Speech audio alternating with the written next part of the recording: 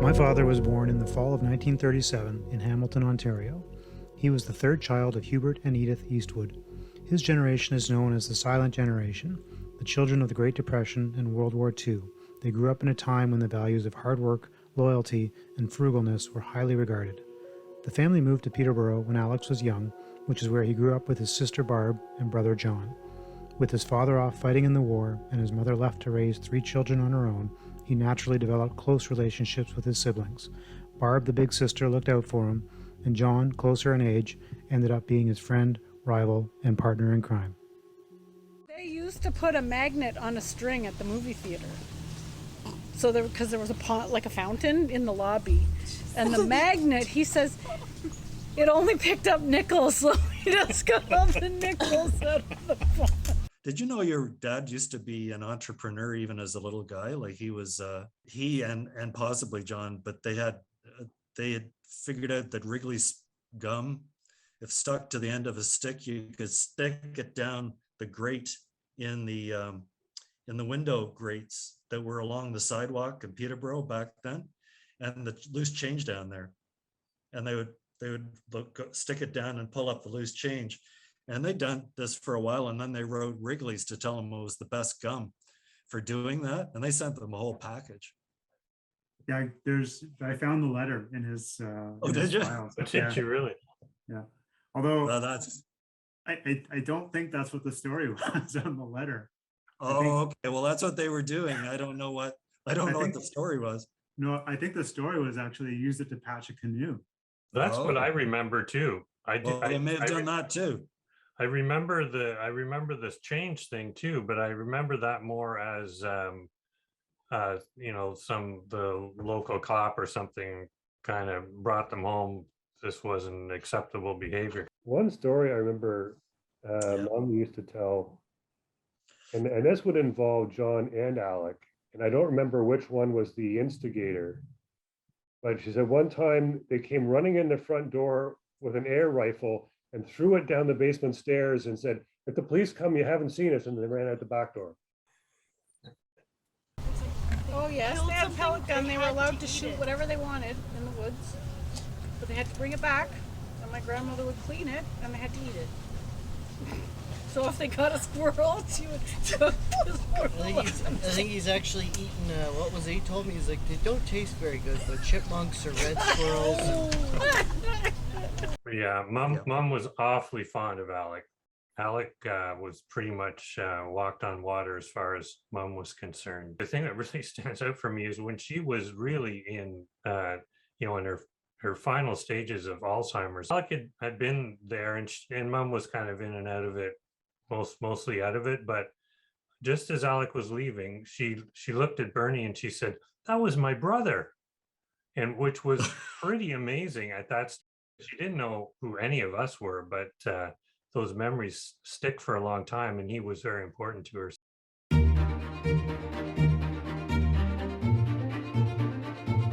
He used to take his wagon and collect bacon fat on his wagon for the war effort. He used to collect newspaper. Energy. That was the one thing I think. One of the big characteristics of him is it didn't matter at the beginning of the day, the end of the day, he had the energy, always ready for a joke, a laugh. And when you walk big conferences or meetings, when you walk through the aisles, alleyways, one thing that struck me is how many people knew him. I can remember a time when I was at summer camp and Grandpa came for Visitors Day. What was he picking me up? And then dining hall is full of other campers with other parents, so we just sit with anyone. And he's so chatty. He's chatting to the parents next to us. He goes, "Well, where are you from? You're from like Montreal? Oh, me too. Like, where did you live? Where do you grow up? What's your name?" And then it turns out the parents we were talking to was someone who went to school with my mom. So what are the coincidences? He always met someone somewhere. After graduating from the business program at the University of Western Ontario and making it onto the Dean's List, my dad accepted a job in Winnipeg and started building a family of his own with the birth of my sister Sue. Shortly thereafter, he was transferred to Quebec and began his life on the West Island. I rolled onto the scene a few years later, just a few pounds above fighting weight. Now with 2 kids in tow, my dad had to start acting like a responsible adult.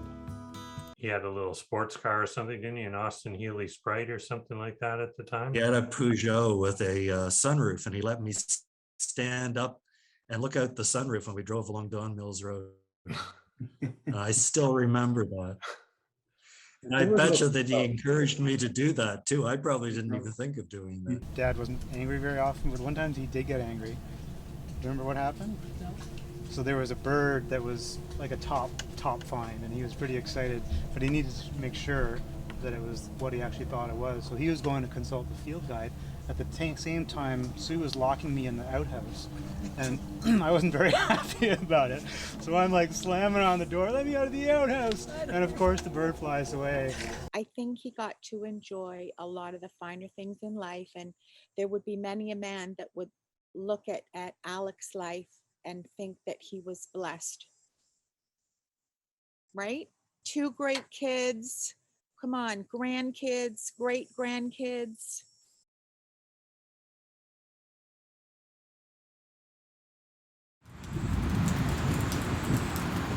Then he proceeded to clean the fish in front of Tim in his nice brand new white big dog shorts, and he ripped the head back and sprayed blood all over Tim. I wasn't too impressed. That was funny.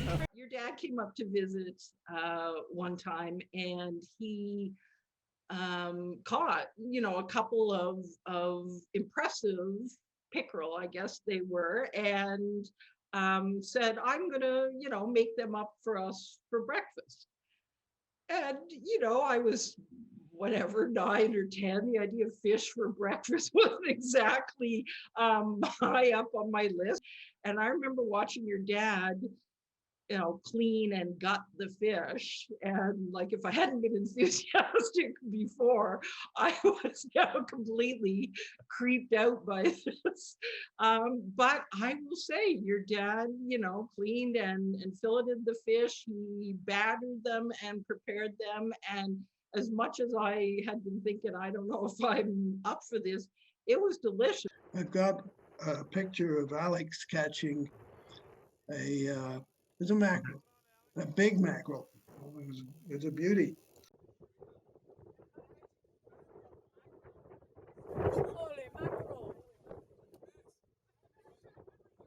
It's just like it was on your wedding day, like just off the end of the dock. When I got married, some people came back to the cottage, and he was fishing off the end of the dock, and he caught a bass on his first cast. He reeled it in, and my new brother-in-law said, "Oh, I'd like to catch a fish. Can I have the fishing rod?" And he said, "Oh, but you won't catch a fish." He said, "Why? You just did." He goes, "No, water's too shallow."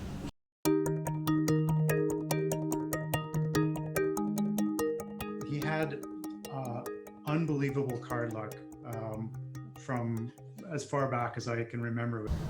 He could predict that you wouldn't roll the dice that you wanted, that you wouldn't get the hand that you wanted, that you wouldn't win. But I'm going to win in 4 hands. He and I sort of got each other when we were playing, so we very seldom lost a game. Oh yeah, he was a great euchre player. We would go into euchre, and it always was the men against the women. And of course, the men won all the time. No! He was a good player, and Very good. and sometimes he would be very aggressive, bidding when we shouldn't be bidding.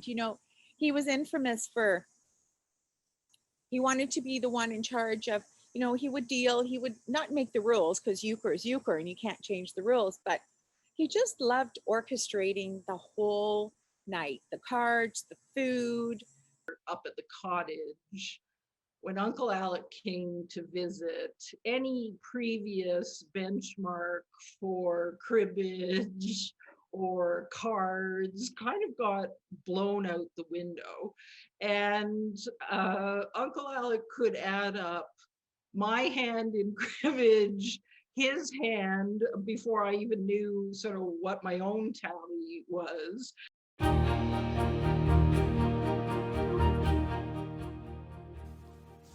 My dad loved everything nature had to offer, especially all the little treasures he would find in a walk through the woods.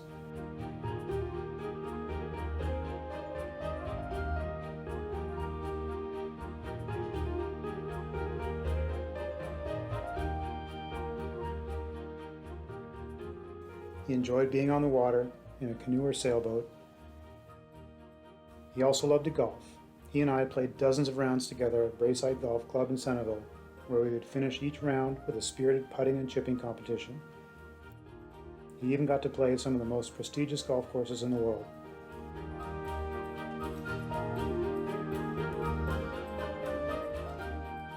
And in true Alec form, he was laser focused on every shot, even if it meant holing a 5-footer in mini putt.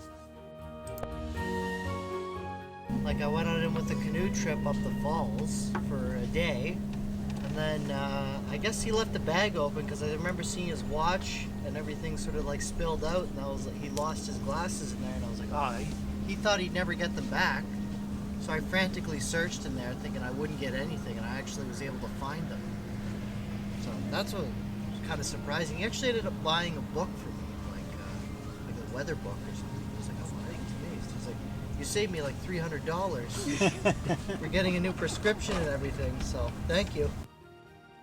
Incredibly, he picked up skiing in his 60s, which led to many epic trips to Mont Tremblant and Schruns, Austria.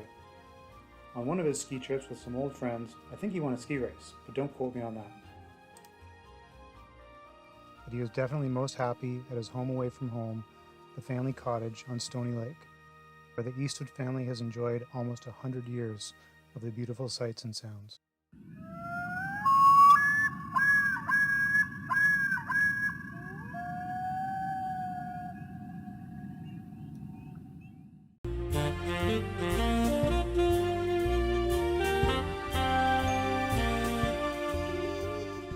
The book Dress for Success came out in 1975, but my dad had already been dressing for success for years, even if it meant looking like one of my favorite Muppets from time to time. He always had a perfectly fitting tuxedo, pressed and ready, and a freshly polished pair of shoes. He welcomed any opportunity to dress up and paint the town red. The first time I met your dad, he didn't stroll. He wobbled through Sue's front door when she lived on Inglewood in a full-on black tuxedo, looking like $1 million. He had been at a party with his university friends. He was 3 sheets to the wind and still reached for another scotch that Fausto offered him. He was just reminiscing about the good old days, and he had that devilish grin, and he had had a good night. And that was the first night I met your dad. It was a pretty special night.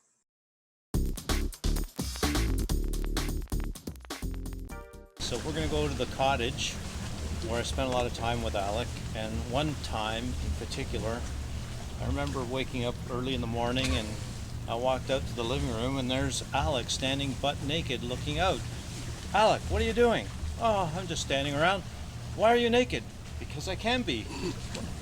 Alec, put on some pants. Yeah, apparently Fausto's seen him naked more than once. So he does end up naked a lot at the cottage. Yeah, seems to. Because he was clearing some brush. I think a tree had fallen into the water, and it was in the fall. You know the story, right? Yeah. And he was cutting it all up, and he fell in the water, the chainsaw fell in the water, and the first thing he thought of, well, I have to clean the chainsaw, but I'm soaking wet. So he stripped down completely naked, and then spent the next 20 minutes naked on the dock, just cleaning off and drying off his chainsaw. Typical Alec. He was a man who was comfortable in his own skin. Definitely. Apparently.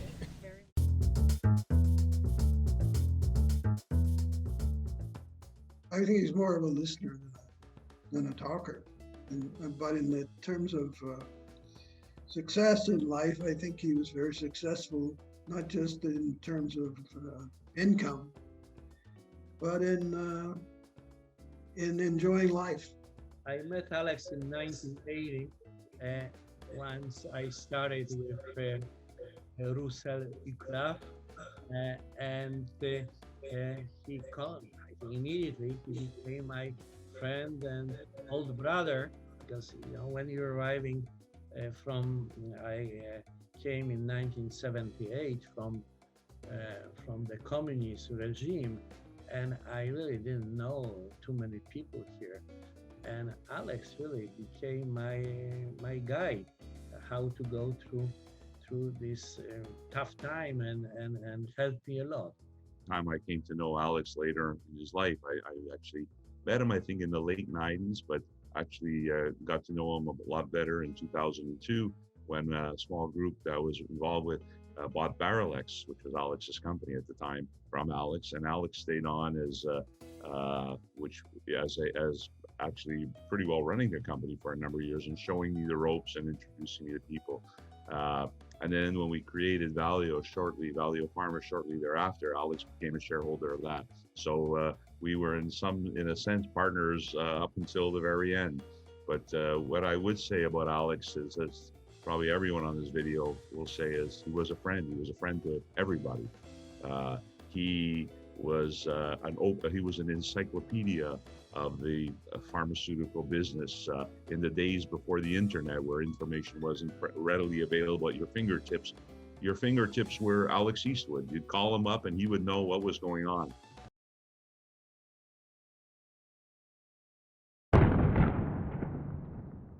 He used to phone me and give me updates in Toronto, and he'd say, "Sue, the strangest thing happened to me last week. I went into anaphylactic shock." And I'm like, "Dad, that's terrible. What did you do?" He says, "Well, I got in the car and drove myself to the pharmacy and had to put my hand on the EpiPen, and the guy had to guide me to put it in my arm because he's not allowed to administer it." So I said, "Dad, how did this happen?" He says, "Oh, I have no idea." But it turns out he was cleaning the house in preparation for my mother's return from Turks and Caicos, and did some chemical mixing in the toilet and created a mushroom cloud right in his face. And he never did live that one down. It's hard to read cursive writing, especially his, because it was pretty small and squishy. He could have been a doctor. Yeah. I think he pretended to be a doctor sometimes. No, he was a pharmacist. Oh, he did. I remember coming home from school, and I sat down with he and Mom, and we had dinner, and then he goes into his bag and he pulls out a couple of syringes. And Pablo Escobar. What are you doing? He goes, "Well, we need our flu shots. Do you want one?" He just takes them around with him. So my mom's rolling up her sleeve, and I'm like, "No, I'm good. I'll pass on that one. Thank you."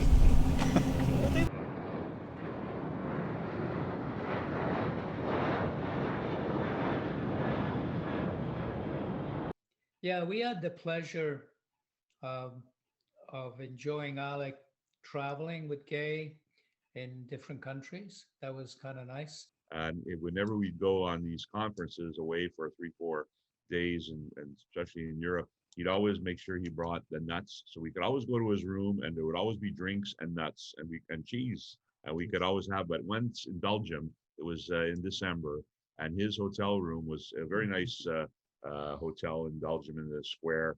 And his hotel had a window that opened, and there was some snow there. So he felt that he could keep his beers cold in that snow, but that was on the roof, and the roof was a slope roof. And actually we lost one of those beers that rolled off the roof and plunged I don't know how many meters down to the ground, and Alex quickly closed the window and didn't want to know about what was going on.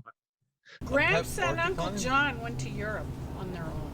So when they were there, they had a car, and he said, yeah, it was great. We went to hostels, and in the trunk of the car we kept one of those giant bottles of Chianti in the raffia. We had bread and honey and cheese. So we would never starve. We had that, and we would just sleep, anywhere or go to hostels. And I remember reading his travel diary in his itty-bitty tiny writing even back then. He would say, well, I took a few bars of soap because you never know when you might need some soap, or I took some packets of jam because, we might need jam, or he didn't change. your dad was kind of a gourmand as well, and said this is really what we need to order, and it was probably the best. Oh no, it was beef Wellington. It was probably the best beef Wellington I'd ever had, and I remember us having a really fun and spontaneous night in London. We're all adults now, and it was just a different dynamic to get together with Uncle Alec once we were grown up. The all-night bacon cook that turned out to be as crispy as It was I don't know. poof. It was Char. Yeah, it was dust. It was bacon dust. And the biggest part was that I think he put it on. He was, as you said, 3 sheets to the wind, and really was thinking about that crisp bacon the next morning, and put it on really low at probably about midnight. And I think by 4 or 5 in the morning, I'm sleeping and I'm hungry. I can't understand why I'm so hungry. And I realize I'm smelling bacon all night. But then we woke up to bacon dust. The other thing too is that when Maria and I got married in 1986, he offered me his Nautilus villa to go and spend my honeymoon there. So when we arrived in Turks and Caicos, Maria said, "Where the hell are you taking me?" we landed in an airport that was just a shed.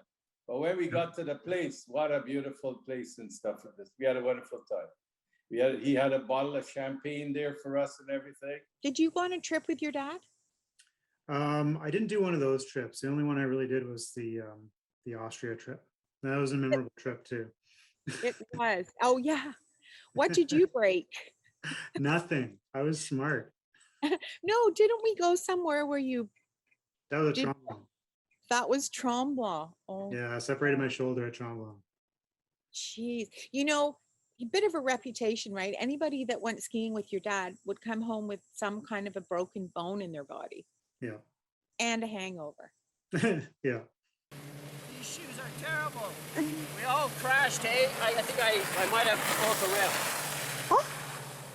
Oh my gosh.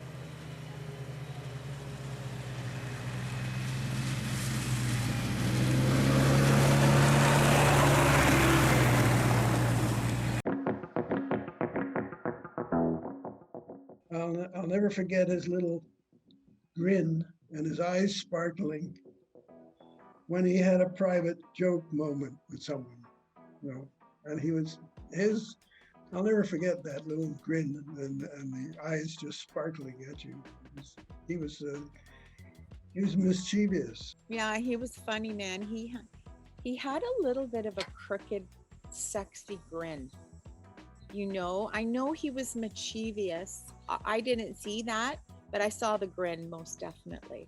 True, your dad, incredible wit, how quick he was, that at any given time, you could look at him and you knew he was thinking of the next comeback or something that he was going to catch you on. One time he parked on the street out in front of Grant Eastwood's place, and he got a parking ticket, and with his car with Quebec plates and everything. So he wrote the city a letter in French explaining why he couldn't understand their ticket because it was only in English, and he signed it Alex Bois d'Est, I think, something like that. So anyway, he I don't think he ended up having to pay the ticket. He probably didn't know what to do with it. I mean, he was always doing exciting things. He seemed way more exciting than my parents. Like, yeah, great adventures, and it's just like, wow, my parents are so boring.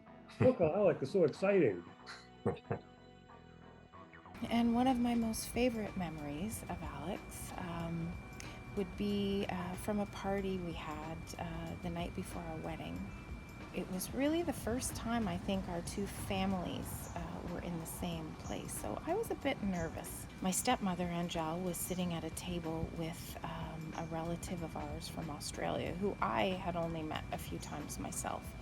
And across from them, my dad was sitting. So my dad's quite skinny, so Alex wandering about, and he wants to introduce himself to my family. So he sits down beside my dad, and the first thing out of his mouth is, two little skinny asses sitting across from two fat asses. And I'm sure for the first 2 seconds there was total silence at the table. Then my dad burst out laughing, and my stepmother recovered from her shock and she burst out laughing. And four of them ended up laughing hysterically and then moving on to maybe more serious conversation. But that was so Alec, you know, just able to sit down, and anybody else probably would have been punched if they had said that to someone, but he just had a way of just flowing into a conversation and making people feel comfortable, and just finding a way to make people laugh. And that's something I will never forget about him.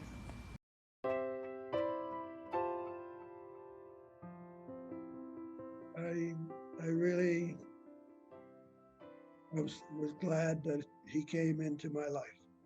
And I know I feel great comfort in that with my dad too, is they saw a lot, they did a lot, you know, they certainly, you know, crossed more things off their bucket list than I think, you know, most people manage to do. My memory is that he was one of my best friends for life. And yeah, I'm missing him. My memories of Alex, he got me in the business I'm in today. So from that point of view, he's really a mentor and a visionary for me, and I learned a lot from him. Alec, you truly were an amazing person, and we will definitely miss you always. Listen, we miss your dad dearly. He was a wise man in many different ways. He was a kind man. He was a fair man. Well, Alec Eastwood never dwelled on the bad things in life. He always looked forward. I remember him telling me one focused on the time, positive. he said, "Sue, I'm depressed." I said, "Well, Dad, what are you going to do about it? You know, do you need antidepressants, or are you going to go see someone?" He goes, "Oh, no, I'll be fine next week." Alex could just find humor in literally anything, and it was always you always knew something was coming when he'd get that funny little smirk on his face, and then he'd, you know, throw out that zinger or one-liner, and it was always fun and entertaining to be around him. In the early years when Tim and I first got together, we spent a number of weekends at the cottage, and it was always enjoyable to sit around the table after dinner and have a glass of wine and a scotch and just chit-chat, and it was always a cheerful, fun time with him. He always found a way to just make everyone laugh.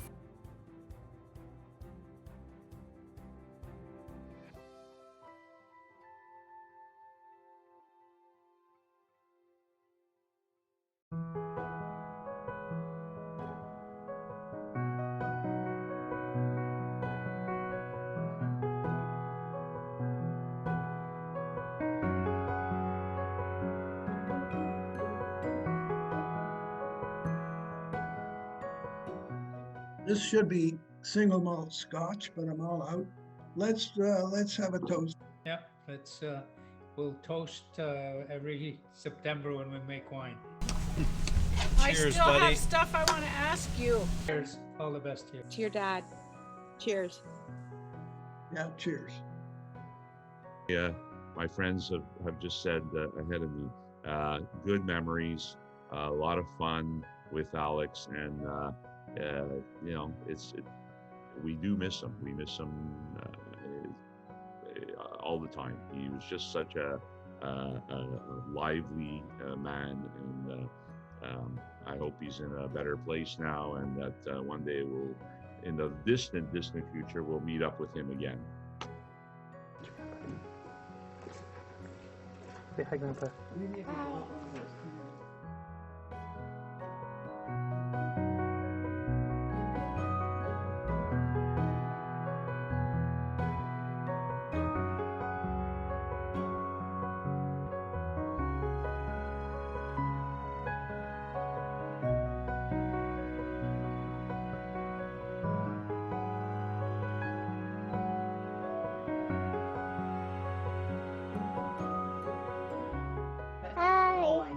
Grandpa.